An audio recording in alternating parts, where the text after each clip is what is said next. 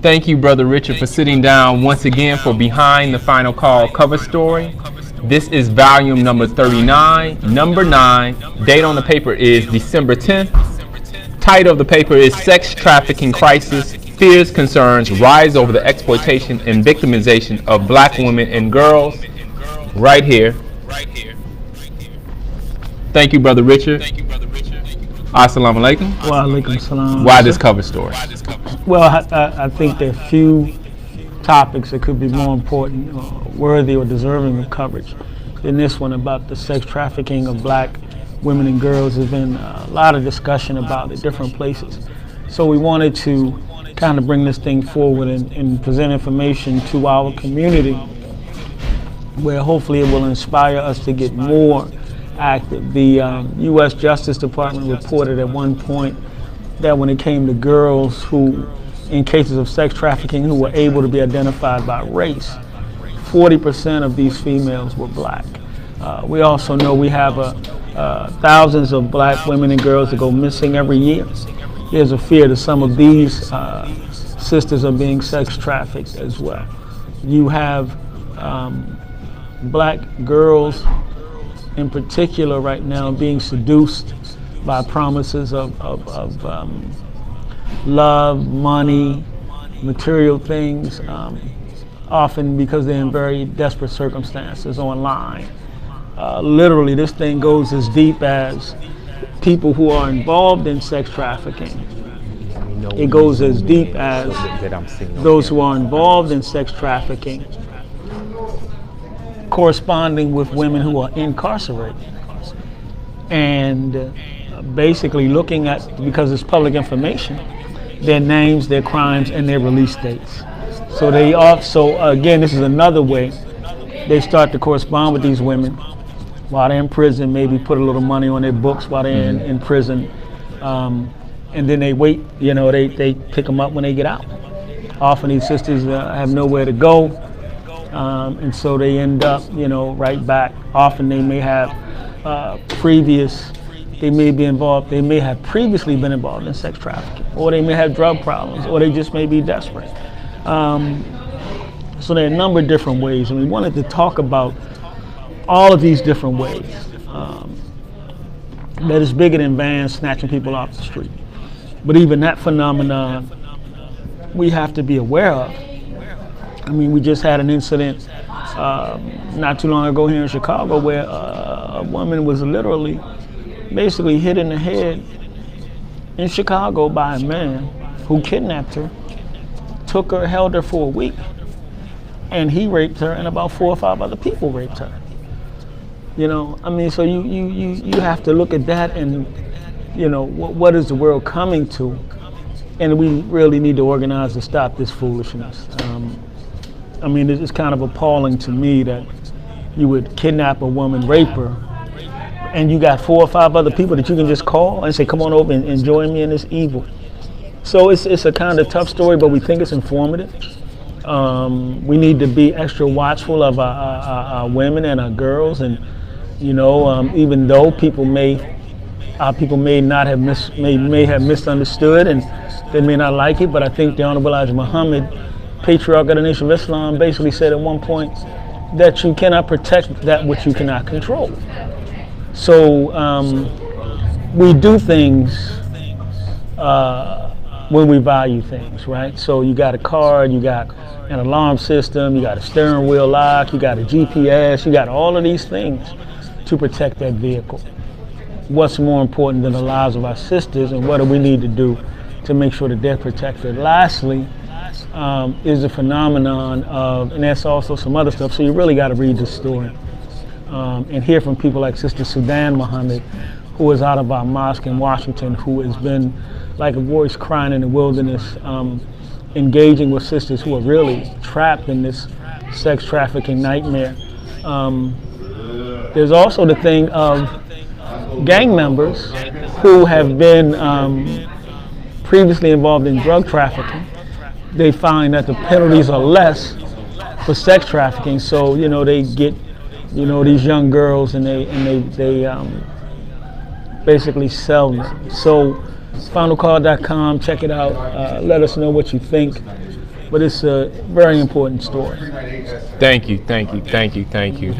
Of course, there's always stuff that's going on that's not necessarily that pleasing, and it just shows and stresses the importance of knowing that we definitely need to separate. And of course, we are once again live at the foodie spot on 7350 South Stony Island, live. So please like and share and support the foodie spot when you're in town. So, in addition to that, of course, just there's several reasons that demonstrate why we need to separate and basically begin to take responsibility for our own communities. And of course, many of you may have been following the coverage that the Final Call has been providing about the incident in St. Louis, the St. Louis shooting. Video brings more questions about police shooting. Can you speak on to that? I mean, this is again a shooting about 3 months ago. And this took place in a suburb. You know, you have St. Louis City and you have St. Louis County, right? So you have a county police force, you have a city police force, right? St. Louis County, St. Louis City.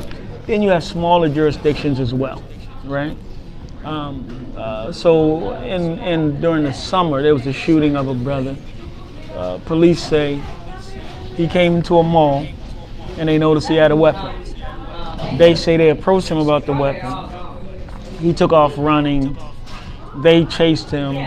He ran to the top of a bank parking lot, parking structure, turned around, pointed a gun at one officer, and another officer killed him. So his family and others were really kind of concerned about that story from the beginning for a few reasons. One, Missouri has some of the most lax concealed carry laws in the country. You basically don't need a permit. You don't need a permit. Wow. You don't need certifications. So if the young man had a gun, they should not have assumed that it was illegal. Right. The other question that people were asking, well, if you wanted, because this is the thing, these local, while you can carry weapons anywhere, except places where they're prohibited. So since this shopping mall is privately owned, they say no weapons allowed on the premises, right? So the other question people had was, well, if he left the mall, even if he ran, why did you chase him and how did it escalate to this point? Right? Now, there are some other things. This brother was a convicted felon. So if he had a weapon, he should not have. So 3 months go by and the family and others are trying to find out what's going on. The police department involved was the Richmond Heights, Missouri Police Department. A video surfaced showing a police officer carrying a weapon. Now, the activists say that the brother involved in the shooting was on the top level of this parking structure. But the cop with the gun that went into an SUV and took a gun out and was like carrying it was on a lower level. So the fear is that they were trying to plant some kind of weapon.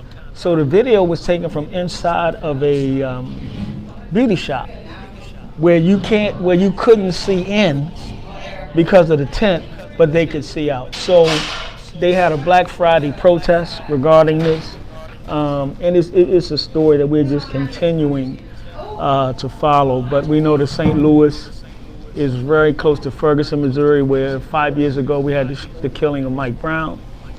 We've had other incidents in St. Louis and in that area. So this is, again, it brings another serious level of concern about what's happening.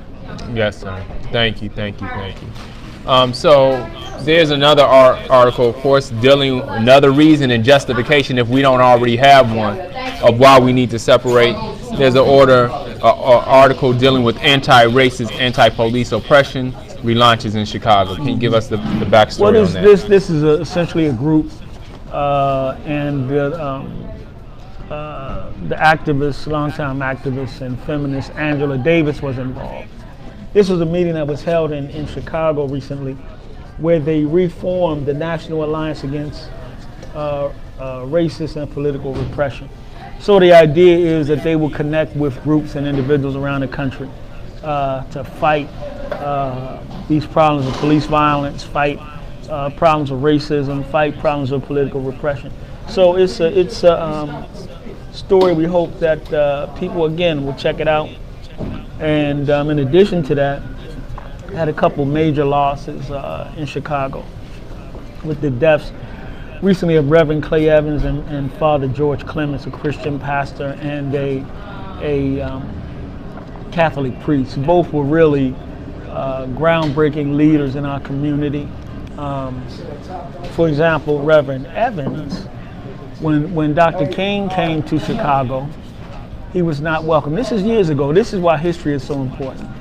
And pastors would not allow Dr. King to speak in their church because the then mayor, the elder Daley, Richard Daley, did not want King in the city, right? So Reverend Evans actually allowed Dr. King to speak and supported him. And he just had a long history of standing up. Father Clements was activist, priest, fought against drug trafficking and drug paraphernalia, founded like a one child, one church program where he helped set up a program where black churches and congregations could adopt children. He actually adopted several children himself. So we lost both of these men, and we wanted to just acknowledge their contribution because we have to always consider those who have come before us and those who have contributed to our advancement, you know, and so that's a pretty important story. The other thing is when you read the story, you get something of the history of struggle in Chicago, which is always good. Yes, sir.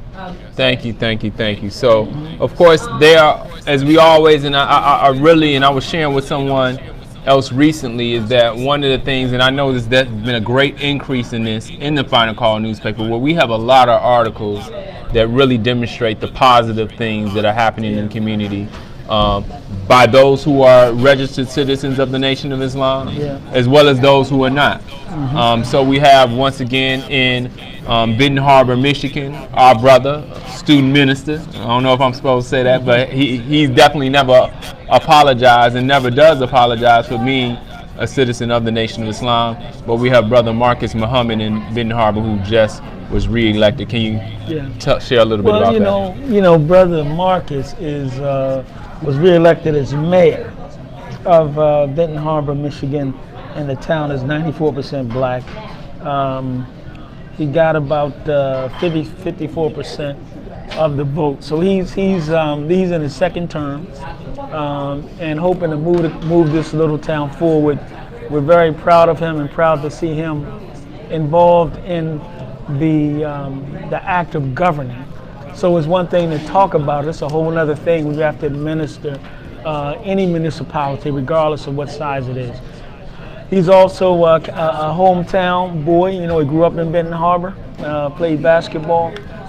So we hope that he will continue to serve. Some of his priorities are preserving the educational institutions and doing some of the basics, you know, making sure that the garbage is picked up, trying to do economic development. So this is, again, I think, an example of true public service. The mayor position is also unpaid. Oh, wow. I never knew that. Yeah. So he works another job in addition to feed his family. And so this is truly a brother involved in public service. And we need to, you know, read up and see what he's doing. And, you know, maybe we'll see how we can get involved in changing the reality of our communities in different ways. Yes, sir. Another brother that he's still our brother. And, of course, many have been aware of and continue to follow the work that's been done on, the coverage that's been done on Bill Cosby. And as he speaks for prison and has unapologetically said, you know, I'm not going to pretend or say something so that I even can get released earlier. I'm going to stick to my truth. Can you share a little bit about that? Well, this is a piece that was published by the NNPA Newswire, which is a black newspaper wire service. So again, go to finalcall.com and just check it out. Mr. Cosby, 82 years old, was sentenced to 3 to 10 years in Pennsylvania. He was convicted of aggravated indecent assault. So he basically has talked about, kind of his life and his commitment and working with people behind bars, and, his commitment to continue to do good. If you read the article, you will see him also responding to some of the criticism people have lobbed at him over the years. So we say, what better way to kind of get an understanding of a man, or even decide how you feel about a man? What better way to do that than to hear the man speak in his own words? Yes, sir. Thank you. Very important interview. Thank you. Thank God. There's always a lot that's going on. I'm just going to insert this at this time. Please like and share this broadcast if you value it, and if hopefully you wouldn't be watching something that you weren't gaining some value out of. But please like and share. We're going to look up as when we do close out to see if there's any questions that you may have, or even suggestions that you may have on how we can make this broadcast more better. So, Brother Richard, what else is in the paper that we need to look at? Well, definitely you want to check out the international section. I mean, it's interesting to me. We have about 3 articles that kind of, in addition to you got to read the minister's article about the abuse of the female. Yes, sir. And his challenge to men to change and to understand and appreciate the value of women and treat them as such. The Honorable Elijah Muhammad's article, which talks about protecting, respecting, and uplifting your women. So you got to read those. But in addition to that, we have another story. This is from the United Nations, a study which has found that violence against women and girls is so widespread that basically this report found that about 1 in 3 women is subject to some kind of physical and sexual abuse. So again, we don't want to bring you just bad news, but we hope that the news that we do bring will prick your conscience and bring you to a position where you believe something needs to be done, and where you decide that it's not that somebody else needs to do something. That's right. But I need to do something and get involved. So it is always about trying to bring us to a higher level of consciousness. And something you said earlier, and you touched on it briefly, and it goes along with this same thing. We're taught in the Nation of Islam that you cannot, the Most Honorable Elijah Muhammad said that you cannot protect what you do not control. Yeah. And when we say that, in particular as men, with the women that are in our community, it's not in a way in which we plan and have disrespect or ill intent behind it. And I just had to throw that out. I was recently watching, I don't know if you ever see the Red Table Talks, and our brother T.I.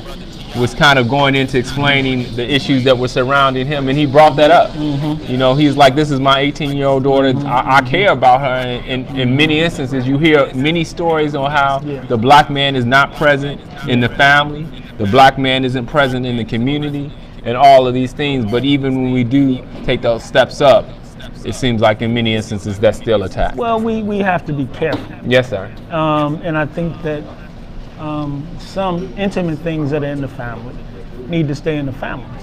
And maybe there's another way to share a lesson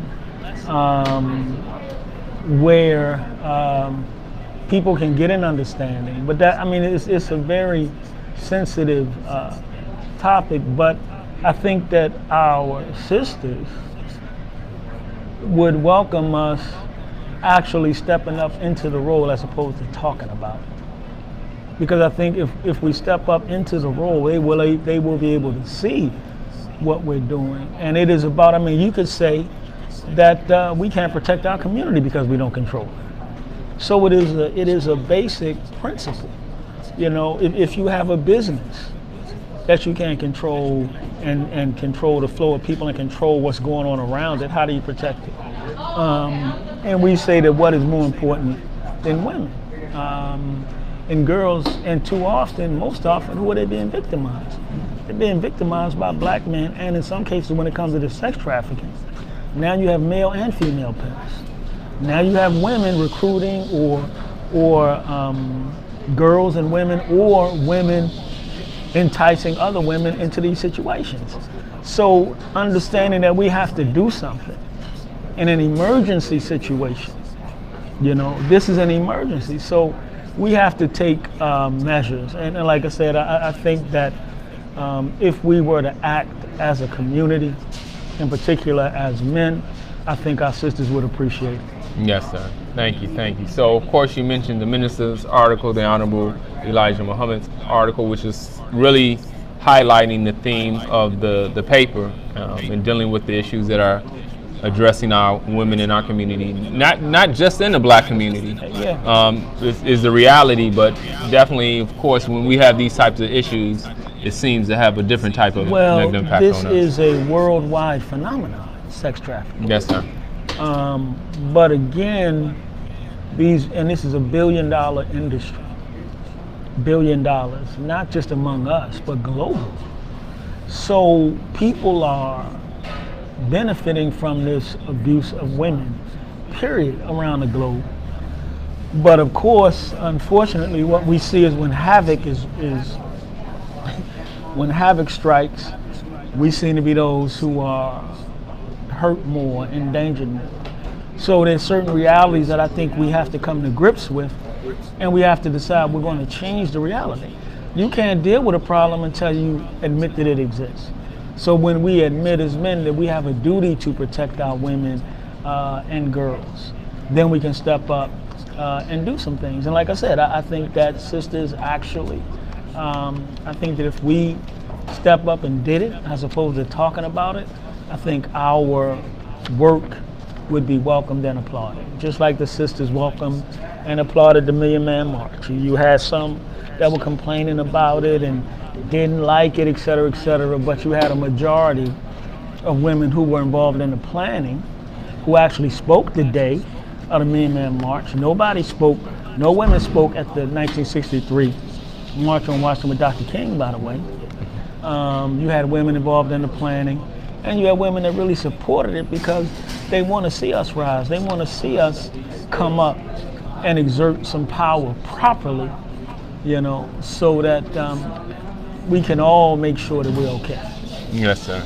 Thank you. So what else we got that we need to cover? Someone said that they'd like to hear us speak on Mother Tynetta and Brother Jabril's articles. But before we get there, is there anything else that you want to touch on? Well, you know, we got a piece this week by Sister Rabia Muhammad. It's entitled About Harriet and the Negro Hollywood Roadshow, about the movie Harriet and some of the discussions around it. This week, of course, for articles by Mother Tynetta and Brother Jabril. If I could get to the page. We have two. One by Brother Jabril is Helping a Divine Man in a Divine Mission, and by Mother Tynetta, Taha, Our Cosmic Journey Continues Through the Spiritual Dance of the Whirling Dervishes. So again, these are very instructive and very highly spiritual messages that are worthy of study. And in particular, as we, as Muslims who have some foundation for understanding what they're talking about, we should really drink it in. And of course, we try to relate these articles to things that are happening in the world, because these are now, we've been reprinting articles by Brother Jabril and reprinting articles by our late Mother Tynetta Muhammad as well. May Allah be pleased with her. So there's always a need to grow, there's always a need to study, there's always a need to understand. And we should always be about that. After all, we're all students. Yes, sir. Thank you. I was just looking up, someone asked about preventive measures as it relates to sex trafficking, and I'm trying to see if I can find it. But, you know, for those who are in the Chicagoland area, I just saw a flyer on Facebook, and of course I'm not going to be able to find it now, but if you call Mosque Mariam, the number, and you're in the Chicagoland area, 773-324-6000, there's actually going to be a workshop, I believe, this weekend that's dealing with things in which our sisters can do so that they can be better prepared to defend themselves, and in the case that they are put in that type of situation where there's an attempt to abduct them, on how to respond. So that's one thing. I'm not going to go too much into that. In terms of, I think in terms of being proactive, I would say this. First of all, and this may seem a little simplistic, But first of all, start in your house, man. Do you have anybody in your house that's wreaking havoc in the community? Yes, sir. You know, because we can't act like the problems that we have, all of them, are being shipped in from outside. Now, some of us got real problems in our own homes, and some of us are literally afraid of our own children. Yes, sir. So get some help with that, or if you know that someone in your family is doing wrong, man, correct them. I've never been taught by my family that they're with me, whether I'm right or wrong. I was taught by my mother very clearly, when you're right, I'm with you, we'll fight for you. When you're wrong all by yourself. In particular, when it comes to hurting people. So you're not doing anyone a favor by helping them, encouraging them into evil. That's number one. The other thing, in terms of being proactive, like there's one, we need to look at how we talk about women. How do we treat our women? What do we consume? You know, in terms of our entertainment. What do we repeat? What do we share? What do we like on social media? So part of it is there has to be a raising of consciousness in our community about the basic disrespect that we heap on one another every day. Then you got mosques, you've got churches, you've got other houses of worship and organizations that we can come together and combat some of this stuff by holding forums, by doing trainings, by pointing out there are women and men, but in particular women all around the country, trying to do something in some way to elevate our women and girls. We need to support that. So you can find somebody in your local community right now that's working to uplift women and girls. You can support them. You have people around the country that are trying to fight this problem on a local level. You can support that. There are also national organizations dealing with sex trafficking as well. So I would say that's a start. And I think the better we organize and the more that we work together, this is why these divisions, these religious divisions and these geographical divisions and these divisions based on class or skin color or this foolishness hurts us. So we have to come together to deal with these problems, and we have to be bold enough to confront them. You don't want to wait until it's your daughter, your mother, your cousin, your niece who's in a situation now. You know, you wonder, well, why won't somebody help me? We all need to get into this fight right now because we never know where this evil might strike. Yes, sir. Thank you. And I did find the flyer this Sunday following the lecture at Mosque Mariam, which begins at 10 o'clock a.m. Central Time. Central Time. For those who are in the Chicagoland area, of course, the address to Mosque Mariam is 7351 South Stony Island. And following the lecture, it says immediately after the lecture, it's self-defense information seminar, surviving kidnappers and sex traffickers, learn self-defense techniques and survival strategies, and they're gonna have free pizza. We like free. Yeah. So. And what's the date for that? This is the 8th of December, so this coming Sunday. So thank you, because we don't know when y'all gonna watch this. So yeah, Sunday, December 8th, 2019. Program starts at the lecture will start at 10 a.m. and immediately following the lecture, then you will have an opportunity to get some more information on self-defense. Brother Richard, I don't have anything else. Well, I would just say, like and share this broadcast. And again, support the Final Call. Go to finalcall.com. You can subscribe to the digital edition, get the print edition. This is our 40th year. So the more you support us, the stronger we can be in our support, advocacy, and defense of you. So support black institutions like the Foodie Spot, 7350 South Stony Island 51. Avenue, 51, 73. Or is it? Am I mixing it up? 7351 is across the street. Yes, sir. Yes, sir. Yes, sir. 7350 South Stony Island Avenue in beautiful South Shore neighborhood here in Chicago. Come on in and support an institution that is creating employment, that feeds the homeless every couple weeks. And the Sister Carmela has been doing that for years. So this is an institution that's helping to build our community. So we have to support that, which supports us. Yes, sir. And also, it's not too late for us to begin to promote and let people know that the anniversary of the Nation of Islam, 90 years of the Nation of Islam is coming up right now, and we will be celebrating that in Detroit, Michigan, where it all began. So visit NOI.org. There's a banner that's up that will give you more information about the events and what's going on and what will be going on, God willing, in February. So you don't want to miss this. So visit NOI.org, check out Save This Day events. You got anything else before we close out? Well, may Allah bless you and thank you for tuning in. Thank you. Thank you once again for sharing this time with us. Please like and share Behind the Final Call cover story. Assalamu alaikum.